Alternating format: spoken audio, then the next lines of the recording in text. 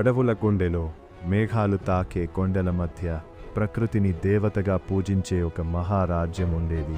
వనగిరి.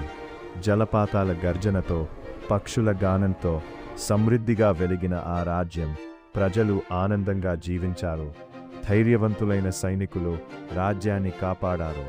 ఆ రాజ్యానికి నాయకుడు, ధర్మం కోసం ప్రాణమిచ్చే మహారాజు ధర్మవర్మ. కానీ ఆ రాజ్య రహస్యం ఒక పవిత్ర ఖడ్గం, దేవఖడ్గం. ఆ ఖడ్గం వెలిగితే చీకటి వెనక్కి తగ్గేది.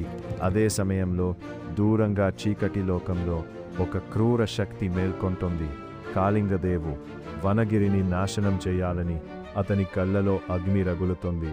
కానీ ఆ చీకటిని ఎదుర్కొనే ఒక వీరుడు జన్మించాడు, వీరసేన. వనగిరి రాజ్యం నిద్రలో ఉంది. కానీ చీకటి వెనుక మరణం దాక్కుని ఉంది. గాలిలో ఏదో అపశకునం. కోట గోడలపై కాపల కాస్తున్న సైనికుల హృదయాల్లో కూడా తెలియని భయం మొదలైంది. అచానకగా ఆకాశాన్ని చీల్చుకుంటూ అగ్ని బాణాలు వర్షంలా కురిశాయి. శత్రు సైన్యం ఉగ్రరూపంతో వనగిరిపై విరుచుకుపడింది.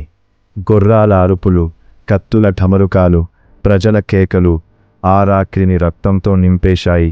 అగ్ని రాజ్యాన్ని మింగేస్తోంది.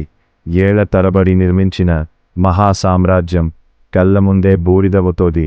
ప్రజలు ప్రాణాల కోసం పరుగులు తీశారు. కాని మృత్యువు వారిని వెంబడిస్తోంది. యుద్ధభూమిలో గాయాలతో కూలిపోయిన రాజు ఇంకా తన రాజ్యం గురించే ఆలోచిస్తున్నాడు. రాజ్యం మళ్ళీ పుడుతుంది, కాని వీరసేన బ్రతకాలి. అతడే వనగిరి భవిష్యత్తు. ఆ మాటలు చెప్పిన క్షణమే రాజు కన్నుల్లోని వెలుగు నెమ్మదిగా మాయమైంది. రక్తంతో తడిసిన నేలపై కత్తులు ఇంకా నాట్యం చేస్తున్నాయి. ప్రతి సైనికుడు తన చివరి శ్వాస వరకు పోరాడుతున్నాడు. ఆ రాత్రి ధైర్యానికి కూడా కన్నీళ్లు వచ్చాయి. మంటల్లో కాలిపోతున్న రాజ్యాన్ని వెనక్కి వదిలి చిన్న వీరసేన చీకటి అడవిలో ఒంటరిగా మిగిలిపోయాడు. భయం అతని కళ్ళలో ఉంది, కాని విధి అతని రక్తంలో